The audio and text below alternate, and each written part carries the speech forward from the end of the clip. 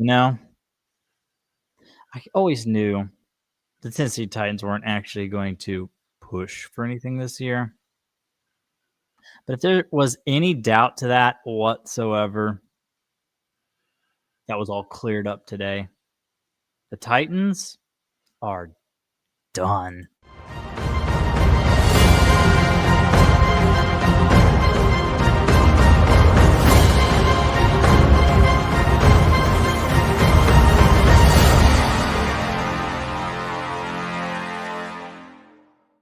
Welcome back into another Tennessee Titan Bros, the Titan Bros episode, where we get to break down yet another loss. Another loss. I feel like that's all I ever do on this channel. At first, it was kind of therapeutic and helped me get over it quickly. Now it's just kind of frustrating. I feel like the head coach, Vrabel did it in his last year, and Callahan's done it now for the last year and a half, where you feel like you're just spending your whole life getting up here and saying why they're bad that time, but it's like it just get to a point where it doesn't even really do anything. Like, how many times can you say we suck? You know what I'm saying? So I'm gonna go ahead and welcome in my host, Josiah, my co-host. Howdy, so How goes it? I agree with you completely, though, and that's you kind of run out of stuff to say. You know what I mean? It's like, yeah, we suck. We're a lousy football team. And 3 weeks in, I would say us or the Saints are the worst two teams. And we're right back there like this where we was last year. And it's just the same old, same old. Like you said, it's just hard to get on here and just say something new and creative. You know what I mean? It's just like, what else does there to say besides we suck? Bad. One thing I'll say, I think we might suck worse than I thought. Go ahead, sorry.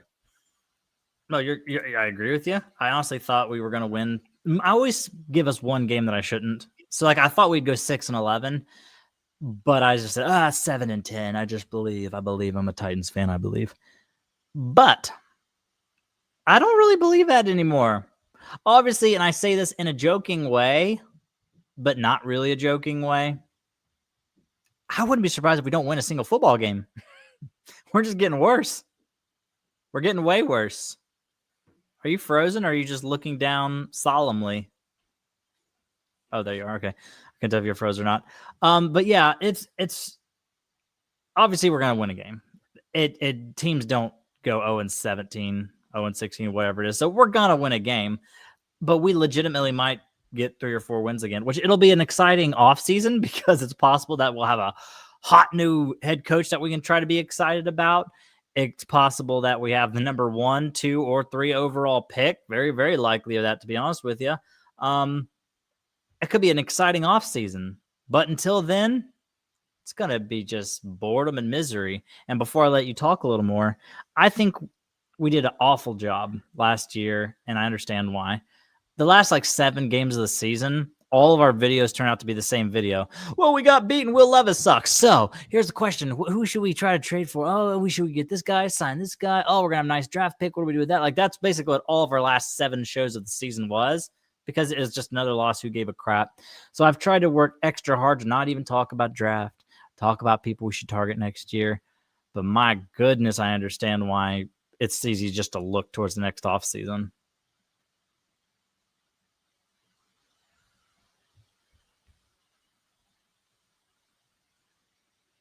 Are you there? Yeah, I agree. Sorry, you was going in and out. Do you hear me? Yeah, I hear you now. You go ahead and keep talking. I'm going to listen to this and see who's. All right. So anyway, what I was going to say is that it is way too early to think about the offseason and what's going on. But I just already can't help myself and look at the draft like this would be nice to get this and that in the offseason / draft. But the problem is, it's only week 3 we just finished, so there's so much season still left, and I can't believe how fast I kind of got out of the mood of being excited that we got new football to watch. The offseason is so long, and it's just so nice to be back into the season.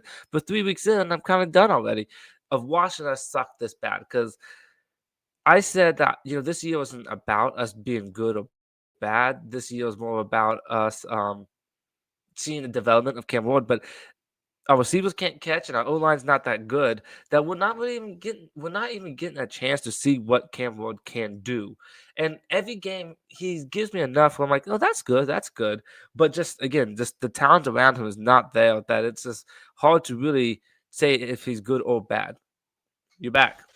I am back. Yeah, everything was fine. I don't know why it was breaking in and out on your end because it was coming in. Both of our feeds were coming in loud and clear on that. So I don't know why it's like looking glitchy and everything in front of my face because I heard both of us loud and clear and we're both nice. Looked nice. Ugly, but nice. But yeah, I agree with you. As bad as this, I don't even really know what to say because like our offensive line was bad, but it's been a lot worse. We're still doing penalties. Calvin Ridley still cannot catch anything. Nope. Our defense is getting progressively worse. Yeah, it's gotten worse every week.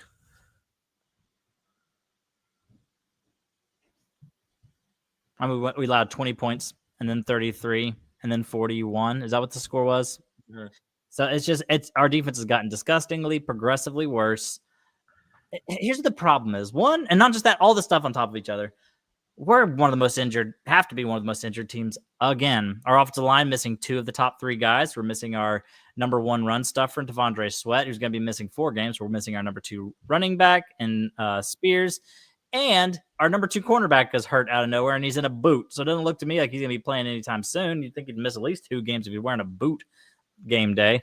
So what's happened? What is going on with our team?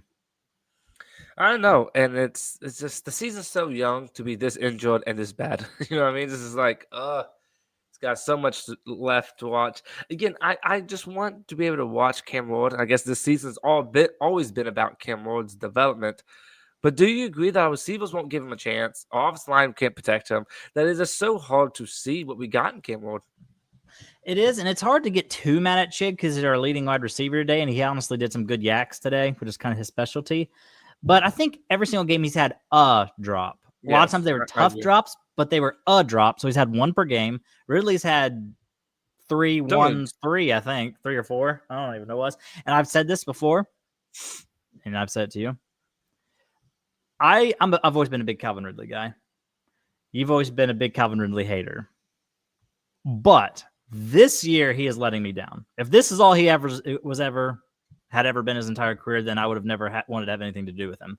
I don't know who this guy is, what this version of Calvin Ridley is. And at this point, it's impossible to deny that he's not in his head. You know what I'm trying to say? Like this guy's in his head now. He's just overthinking everything. He dropped a beautiful, beautiful scrambling touchdown from Cam Ward where he's running for his life and just zips it across the middle. And he tries to catch it with his chest. He catches. He's catching it like that. That's not how you catch. I've never played in the NFL, believe it or not. I know I look like I could have, but I've never played in the NFL, and I know that you don't catch a pass pinning it to your body like that. Like, catch it like that. And like the one play, he even dropped it twice in one play. He dropped it and popped it in the air, and he dropped it again on the way down. So like you said, he's in his head. He is, but I don't know how to get out of it. Because we're like, oh, he's in his head, so let's give him another opportunity to get a catch and clear his head, and throw it. He just drops it again. So I'm like, what do we do with this guy? I don't know. But it's just frustrating when Cam Ward's running for his life, and then when he does throw a pass, it's dropped. You know what I mean? It's like, what is he supposed to do? Right. And then the few times and then sometimes he even adds to the mistakes. Where today was his worst game when it comes to mental mistakes. Is what he kept doing is on screen plays when people were already blocking downfield, instead of just immediately snapping and throwing to the screen, he would hold on to it too long. So suddenly those people who already moved downfield and was blocking, it was a penalty. Volcano says, do y'all think Volcano says, do y'all think Brian Callahan is the worst coach in NFL history? I'm going to say no, because I think Urban Myers has that wrapped up. He was kicking people in practice. He was a married man, and he was hanging around young college women. That was bad. And he couldn't win games. And he survived only a half a season, right? Mm-hmm. I want to say it wasn't even, but I would say Callahan looks really bad. I would definitely give you that. A head coach shouldn't lose you games as many games as Callahan's losing us. Just him alone. I agree.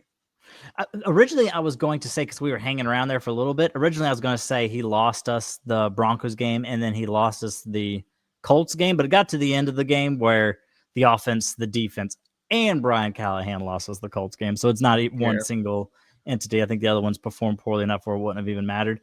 So do I think Callahan's the worst coach in NFL history? No. Do I think he's right there with Ken Wisenhunt for Titans history? I do. Yeah, that's definitely a fail statement. Yeah, I definitely think him or Ken Wisenhunt. The only thing I would give Wisenhunt is we know he can have success in the sense that he did it in Arizona. Callahan, we don't know that. No. Yeah. Here's the thing that confuses me. Or not confuses me, or makes me sad, actually, that I have to even do this. Because I have not done this publicly. I'm about to make a huge announcement. I have not called for a head coach's head since Ken Wisenhunt. Mike Mularkey had 2 winning seasons. In his second season, he actually went to the playoffs and won a playoff game, and then he got fired. So I never called for Mike Mularkey's head. And I know I'm in the minority here. I never called for Mike Vrabel's head. I think John Robinson's drafts and free agency whiffs just destroyed our team. He completely flipped it in the wrong way, if that makes any sense. Yeah. Ran Carthon didn't do a whole lot. So I think we gave up on Vrabel a little bit too early. But 20 games in to Callahan's coaching career, I can't think of a single area, and you said this to me all day long, I cannot think of a single area that this team has gotten better. Oh, yeah. I mean, before coming into it, you go ahead and talk, but the Titans offense and defense, I may have deleted this slide. John Glennon, I think, tweeted it out. I don't see it. But yeah, Titans had like the 32nd ranked offense. This is before coming into this game. 32nd ranked offense, 27th, I think it was, ranked defense. With a performance like that, we literally might be 32-32. I would say the offense has got some yards and scored 20, so we may have helped ourselves a smidge on offense with garbage yards and stuff, but still helped ourselves. That defense definitely did. That defense, again, every week is getting worse and worse, and I don't like that. And it says, like, what does this team do well? And it goes back to the original question with Callahan. What does Callahan bring to the table? Point out one thing, you say, this might suck, but Callahan has helped this. I don't know anything. I don't think he helps the defense, obviously. He doesn't help the offense. We can't stop doing penalties. He can't make good decisions to save his life. When it's time to be safe, he's aggressive. And when it's time to be aggressive, he's always safe. Like, he never makes the right choice. He never, ever, ever makes the right decision. And he didn't throw the flag on that 20-something yard beautiful catch by Alec Iamaner in week 1, but he throws the flag to make sure we get an extra 1 yard. Remember that? Yeah. Little victories. Don't make the extra yard. Oh, that's what it was. And then the next play, they just ran up the middle for 3 yards, got a first down. I think the moment gets too big for Callahan's head. I really do. I think his plate's too full. Like, I think he cannot head coach a game, but also call an offense. Yeah, but the problem is if he can't call the offense, I say give him the boot. Yeah, that was the advantage. Yeah, because that's the advantage of having an offensive-minded head coach is you keep that continuity. You know what I'm trying to say. With the play calling and with the quarterback, between the quarterback and the head coach, and it's nice because one of the biggest issues with Vrabel is our offense was only as good as the coordinator he brought in to run it. Yeah, exactly. It's just frustrating. I just want to know what's going on. I mean, yeah, we don't have Sweat. I will say that, but it's frustrating. Like, what's going on with the defense? Why is it looking so bad? No pass rush, though. I would say the no pass rush is really showing its ugly head that we knew we had none. And I just think it doesn't matter who your quarterback is, you're going to eat us alive. I'm surprised Bo Nix, had such a poor game, but I think that was our best game when it came to pass rush. Yeah, it was, but it doesn't even matter. Because, our pass rush is so bad. No matter how good our secondary could be, if you're just standing back there all day, especially on zone, someone's finding a zone, the empty spot. If there wasn't the Saints, who I actually don't think they're trying to win legit games, if it wasn't for the Saints, I think we're going to be by far the worst team. Because I think just through the course of the year, us not being able to rush the passer at all, I just think we're going to average allowing 27 points or more and averaging scoring 17 or less points. You know what I mean? It's like I don't think we're good at either side of the ball at all. So I can see our point differential being terrible this year. Now, this is not a anti Cam Ward or pro Will Levis take, but like we honestly looked better last year offensively, We did. which again makes me say, what have you done to make us better, Mr. Brian Callahan? I don't know. First of all, our receivers can't catch to save their lives. And I'm just frustrated having a bad offensive line. Now, granted, 2 starters out. I agree with that. But they still wasn't looking great but when we had all starters in. I don't think Dan Moore was awful today. No. But he might have been because we also got allowed another 5, 6, 7 sacks. I don't remember what it got up to. The offensive line, you have to go back to look at things to see for sure. Because he was running for his life. So someone was messing up. Yeah, and the people on the old Twitter, the old X, they always tweet out the sacks and pressures allowed by each offensive lineman. So I'll have to take a little gander at that. Yeah. I know it's not an end-all, be-all, but still. So there's a little hope for offensive line. And there were some places where Cam did get to stand there a little bit before he throws. But we need to get better at picking up the blitz. Yeah, I agree with that. And I want to say this about Cam Ward. When he has the second to throw, and I mean not just running for his life throwing, and even then he does good. For the most part, when he has time to sit, throw, I haven't been disappointed with him. I think he's been fine. I agree. Like if you give him like over 3 seconds to just sit there and bounce a little bit, and you see him looking through, he usually just rifles it in there. Nice catch, 8 to 12 yards. If we catch it. If we catch it. That's like sometimes he'll throw a nice little seam and either Ridley or Chig just drop it. And if Cam Ward has to be super accurate, if he's slightly like, okay, that's kind of tough, we won't catch it at all. We just won't catch it. Like, we would definitely drop it. And then you just, like, we might catch it if it's a good pass. You know what I mean? Like, but it's just like Cam Ward basically has to drop every pass in the bucket or it's not going to be caught. I mean, sadly, it's true. But even then, I've seen drops. Passes, drops. You know whose hand who I haven't hated yet? Now, granted, he has a smaller sample size. Is Gunnerham. His hands look super good. Yeah, I like Gunner. You know, technically he's credited with a drop in week 1 because for some reason they thought that one out route was a drop, which I just disagree. Because I like Ironman, I do, but he did have a bad drop in week 1, and in this game, even though it was a drop, he just completely missed his hands. Now he didn't get a touchdown, we got a touchdown, but if he didn't get a touchdown, I would have been pretty upset with him. Yeah, he did put his hands too low. Because that was a good pass. Or high. Yeah, I think he just put his hands under it for some reason. Yeah. But anyway, good. No, I just the internet walking out. Okay, but yeah, go ahead. Yeah, I was gonna say let's play our little game that we play because all we do is lose, so all we do is talk negative. So let's play our little weekly loss recap of what are 3 things. Find me 3 things that you were happy, excited about, or whatever for this game. I'll start with the obvious. Alec Iomanner continues to improve because now is he actually catching? Sometimes he even makes tougher catches. And he had another touchdown. How many yards did he end up with? 40-something? Probably. So he's got like 130 yards on the season already. Because most people were saying he'd get about 400, 300, 400 as a rookie. He's already up to like 130. So that's good. And if he can be right now, let's be honest, with Ridley unable to catch anything, he's our number 1 receiver right now. So if he can be our number 1 this year and then maybe slide back to number 2 because we overdraft him, but he's still on the field every play, we have the potential of having a nice number 1-2 pick out, punch out wide receiver. Yeah. Dang. I'm gonna say the same thing as last week. This is tough because I don't think there was 3 good things about the game. We sucked on both sides of the ball. But I think my number 1 we just talked about. I say I could almost put in a like just put them all in together the 4th round. But I like what I've seen so far with Gunnerham. Yeah.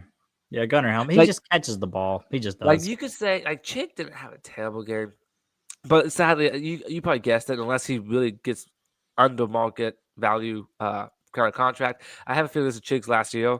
But with Gunnerham here, I don't think we're gonna miss him as much.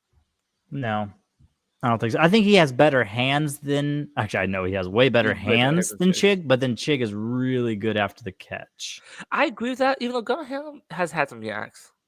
Gunnerham and it's a weird stat. I'm definitely gonna say that. It's a weird stat. I think Easton Freeze brought it up, and I agree. Is what he has is a really good step after catch. Like Gunnerham knows how to catch it and then step the direction the defense isn't, and then run for an extra 2 to 4 yards before getting tackled. Mm-hmm. Chig is more like he just catches it and he just pushes through and runs through arms and people and whatever else. Yeah. All right, so that's mine 1. Which is 2? My number 2 is Chim DK. He wasn't as loud, but he was still really good as a returner. Solid as a returner. And he even had they did not give him the rushing touchdown. He almost had a rushing touchdown, but then he also had a catcher too. So like we're just using, because I really thought we overdrafted him as the very first. We probably may have slightly overdrafted him. If we would have just switched Alec and him where we drafted him, would have been perfectly fine. But we're just finding a way to get him the ball. He's given us good special team value. So I agree. That whole 4th round is just thumbs up. Good work there, that 4th round was Mr. Borgonzi. That was a very good 4th round. Yeah, I was going to say Chim DK's special teams are still continuing to wow me, even though one thing that's annoying me is how many times we're doing offsides and stuff on special teams, which I've never seen before that we're doing. I'm like, what is that crap? Or illegal shifts on offense. We had 2 of those today. Yeah. So Chim DK was what I was going to say. Yeah. Can I say what you say or no? I guess. Because if we can't, that's 6 good things we're not saying. This team does not have 6 good things about it. No. Let me think if I could think of something. I mean, their running game was solid again 2 weeks in a row. But at the same time, here, this is just me. In a passing league, having a decent, solid running game does not do it for you. Yeah, actually, I say that, but his average was like 3.2, which I feel like he ran better than 3.2. I agree too. But like having we got a pretty good running game. Everything else is bad. Like, so what's that do for us? That's 3 and 14. That's what I felt like last year. Like, you can't say Tony Pollard was bad. You can't say our running game is bad, but it was just not good enough to lift anything up. It's not Derrick Henry. Derrick Henry single-handedly carried our team so many times. Yeah. And I feel like Tony Pollard and that running game is good. If really the passing attack is the number one thing, and then you have that running attack to go with it, then you're good. You know what I mean? But that running attack is not good enough to actually win you games or anything. Yeah. I guess I have a player who I've liked. Now, I did see him end up missing a bad tackle, but I was still going to say I like him. Xavier Woods. Yes, thank you. I said Webb. But yeah, Xavier Woods, he's actually playing better than I thought he would, even though I do remember seeing him miss a bad tackle. But other than that, I think he played pretty good. I could say the opposite. I think that was one of the worst games I've ever seen Ronnie Hooker play. I think he's very underrated, but he played terrible. Yeah, he didn't play great. I feel like his coverage would always be too late. Like you'd see him and he'd be over top somebody, but they catches it before he can get there, or he would miss a tackle. I agree. Hooker didn't have his best game. I also agree with you. Woods is solid. Besides, I think he has 2 missed tackles now in the season. Yeah. Sadly, one ended up being a touch, but yeah. So I think Snead's coverage was fine, but his tackling was awful. Holy crap! Jonathan Taylor bounced him. It's true. Like Jonathan Taylor bounced him on a play. He did. Take that, Snead. But the final conversation we're going to get into before we get it out of here, as my clickbaity title says, the Titans have major decisions to make. ... So that major decision, and maybe people disagree with me if they want to, but to me, it's the point with Brian Callahan. It's not if, but when should the Tennessee Titans fire Brian Callahan? I agree. I agree. That's a good question. You can't fire him 3 weeks into the season. Yes. I agree with you. You can't. You just can't. You look like an unserious franchise doing that. If you could fire him 3 weeks in, then you shouldn't have went into the season with him. Correct. You know what I mean? So I think you just make yourself look dumb. Fire him right now. Correct. This is my opinion. My emotions got the best of me watching him, and I'm like, get this idiot out here at halftime. He's such a bad coach. I can't believe he's this bad. He's just horrible. But I think he's gotten worse. I didn't think he was that bad last year. Worse, which is a bad sign. But I agree. I think he's a worse coach now than he was last year. Actually, let's be honest. his worst game coaching his whole NFL career was week 1 of this year. His second worst coaching game of his entire NFL career was week 3 of this year. So, like, what did you didn't learn anything in 17 weeks last year? Makes me wonder if he's feeling pressure and he doesn't handle pressure well. Exactly what I feel like. And I don't know if it was hot out there, but I'm not sure you noticed. He starts sweating bad in that second half. Now, he was wearing a long sleeve shirt for some reason, but Callahan was sweating bad. I legitimately think he literally and figuratively feels the heat being turned up on him. And he should. He should. He's given us nothing ever to talk good about him. No, because I don't. It sounds way too strong to say I was a Brian Callahan defender in the offseason, but I was just like, man, if you're watching these games, there's people who's wide open. Levis is getting sacked so stupid quick. Plus, Levis is Levis, and he's just throwing to the other team for no reason. So, what is Callahan supposed to do? Go out there and throw the ball himself or block somebody himself? That's the kind of approach that I had. But as we just said, having his worst and second worst game as a head coach this season, out of the 20, his worst was the week 1 of this year, and his second worst was week 3 of this year. Like, he's clearly not getting better. And you just have to say, pathetic and unacceptable. You do a delay of game after 2 timeouts. 2 timeouts. Yeah. How in the heck do you do delay of game? Like, you should, when the Chiefs call timeout, you should have made your decision. We're going for it, or we're kicking a field goal, and then been out there ready for it. After the Chiefs timeout, the fact that you have Chiefs.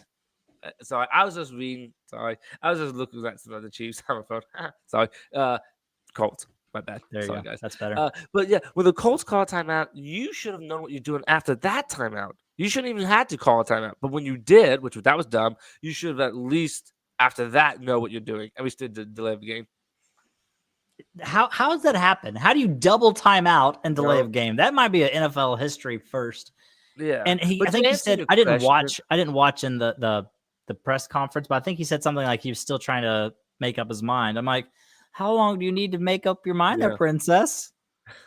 I will say, to answer your question though, as bad as he is, I say you stick it for the rest of the year with him, only because I've always thought, I just feel like sometimes you can get yourself psyched about a guy who's actually not that good of a coach. It just gives you a little morale boost so the team plays better with the interim coach when he's actually not really that good of a head coach, and then you stick with that guy for longer than you should. Yeah, maybe. And my biggest issue is I wouldn't be surprised if Bill Callahan dips out. Like, if you fire Brian Callahan, you think Bill's going to stick around? The only reason Bill he has a contract. Yeah, I mean, he does, but I don't know. Sometimes I wonder if they're a 2-for-1, a twofer. Now, this will be an off-season question if we do fire Brian Callahan after the season or even during the season. But what is the attractiveness level of the Titans head coaching candidate? You do have a quarterback, and that's what a lot of coaches care about. Right. You have your quarterback, probably a top 3 pick in the draft. We actually have our first, second, and third round pick for the first time in a gazillion years. Yeah. So we'll have great draft capital. Should have our quarterback in play. Mike Borgonzi just put together a master class of a rookie class. Dan Moore, not great. He didn't really do much of free agency at all, which he kind of warned us that's how it would be, which honestly is fine. But I think it would be an attractive opportunity. But that's a conversation we can have in January and February and March and April and all that crap. But yeah, I don't think the Titans need to fire him during season, but I said it as soon as the schedule released back in whenever that was, May or something. I said it, and I will say it again. I think if he gets fired this year, it's going to be after we get beat at home by the Patriots. I agree. We have an angry comment from Adam Portland saying, we effing suck. Brian Callahan is a fraud. Daddy Callahan is a fraud. And let's be honest, and we said this in person, he might be a legendary coach. I haven't seen anything. He hasn't. Yeah, I agree. I haven't seen him necessarily do anything. All right. Daddy Callahan is a fraud. Fire them both tonight, and let's have some hope for the rest of our season. He follows it up by saying, of course we have to fire him during the season. He's going to end up getting our awesome quarterback hurt, which he was limping around afterwards. We'll see what the injury report looks like when it comes out, usually on Wednesday. He's going to end up getting our awesome quarterback hurt. We all see the potential with Cam, but he can't do crap if he's on injured reserve. And I generally don't like doing this, but I think we needed to put Brandon Allen in the last drive or two because it got to a point where Cam Ward was getting sacked over and over. He was limping. Hopefully it was just a little something, like a little turn of the ankle or something. But he was limping. He was hurt. And I was thinking the same thing. Like Brandon Allen needs to go in because right now Cam Ward is just getting killed because the defense is just pinning their ears back and just attacking. And this is always something that annoys me. Whenever the Titans are ahead or have a 7-point lead, we go and prevent defense and people start throwing all over us. Whenever the Titans are down, teams that we go against never go to prevent defense. This is what they do is they just go full-fledged attack and try to just, sack the quarterback and successfully sack the quarterback 8-10 times or whatever. I mean, so I'll say I can understand wanting to change head coach, try to protect Cam Ward better. So I get that. I'm just scared that we're going to, fire him, give someone else, promote somebody, I don't know, Denard Wilson or something, and we just play a smidge better, not near good enough to actually make the playoffs, but just play a little bit better, just enough for Amy Armstrong, like, you know what, let's give him another year. And we missed out on some actually good head coaches. It's just a feel of mine, but that's how I feel about it. Mike McCoy, I think, is who the most common belief would be our interim if we were to fire Brian Callahan, because correct me if I'm wrong, Mike McCoy has head coaching experience, but we're not going to obviously we wouldn't make Bill Callahan come in to replace his father as head coach. And Denard Wilson, I mean, again, our defense allowed 20 and then 33 and now 41. So our defense is getting worse instead of better. So it doesn't need to be him either. Bones Fossil is about the only person I could think of, but if not Mike McCoy. I don't know. But also going from just a little special teams coordinator to that seems kind of big. Definitely some decisions to make. We'll see. Adam agrees. Bones Fossil could do it. You guys are right. It's suspense is killing me. I was like, this suspense is absolutely killing me. It's risk versus reward. Do you say verse or versus? I say versus. I say versus. Okay, but these dudes are absolutely garbage. I mean, like I said earlier, I was kind of a Callahan defender because I would just see how bad Will Levis was and how bad our offensive line was last year, and I could see him scheming some people open. So I was like, let's give Callahan a shot with an actual NFL quarterback. But by golly, he has just been awful this year. So bad. Like we said, I think he's done worse in these 3 games than he did last year. I really do. Yeah, it's just I feel like he has more to work with this year. So and he's doing less with it. So that's why, like you said, I kind of put the blame at Will Levis' feet last year. But this year I'm putting it on Callahan's feet. So yeah. I hate to say it, but I'm thinking Will Levis was so bad that we just kind of used him as a scapegoat to say that's what all of our problems was. And it's seeming to me like the problems run much deeper than just Will Levis. We just need more player acquisition cycles. Like if we have another draft like this, like think about it right now, going into next year, we are going to have Cam Ward as our quarterback. Femi Oladejo is still going to be our starter edge rusher. That Verdict's still out on him. Kevin Winston Jr. Verdict's still out on him, obviously, because he hasn't played. But end up being our best draft pick of the draft. He's just such a high ceiling player.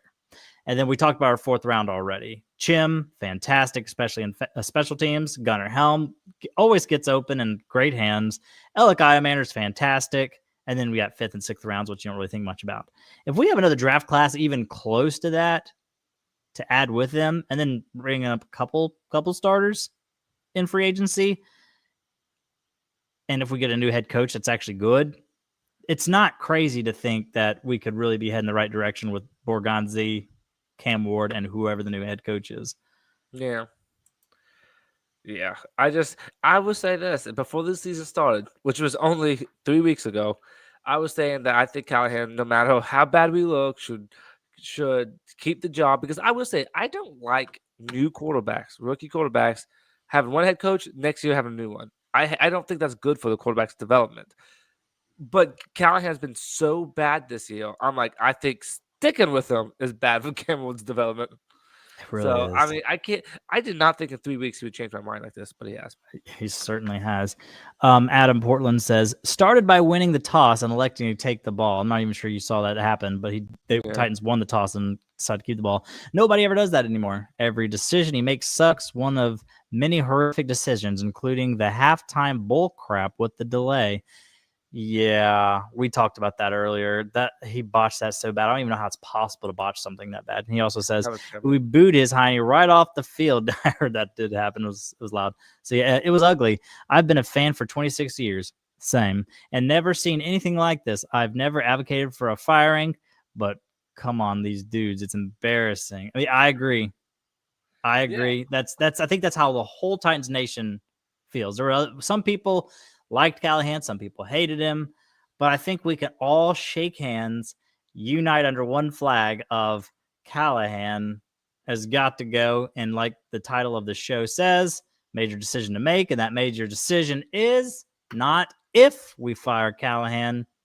Now the conversation, the question is when. I agree. I feel like he's gonna be gone. The question is mid-season or after the season. That's the question.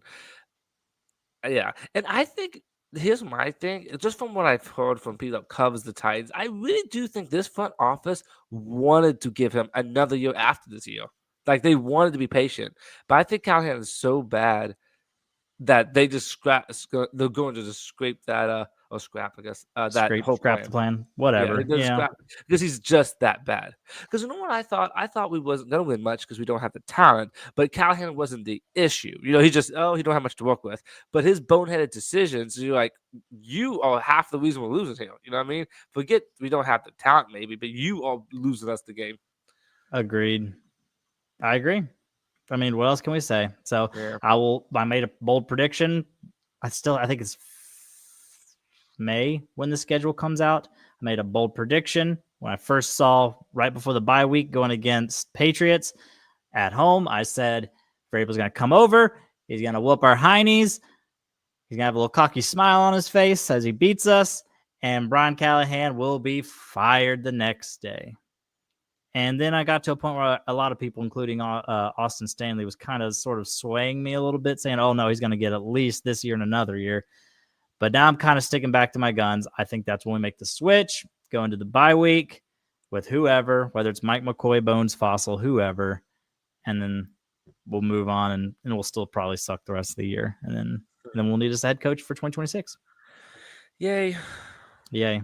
Got anything you want to say before we go ahead and wrap this show up? We can only say Callahan sucks so many different ways, and that that really can't catch in so many different ways, and that our defense can't stop a nosebleed in so many ways. Yeah, the Titan team just looks pathetic, and we got 14 more games. Yay, exciting! But hey, on the bright side, unexpectedly, but we're going against another winless team. Yeah, agreed. Next week, so we'll see how that goes. I'm pretty sure I know where it's going to go. So I know exactly how it's going to go. Yeah. Thanks to Volcano and Adam hopping in the chat and throwing some comments up there and conversating and talking Titans and just grieving together. So with that, you got anything else you want to say, buddy? No, sir. Okay. So let's go ahead and get out of here. Titans suck, but we're still going to sit down and watch them because we are gluttons for punishment. So tighten up, I think. Peace out and all that jazz.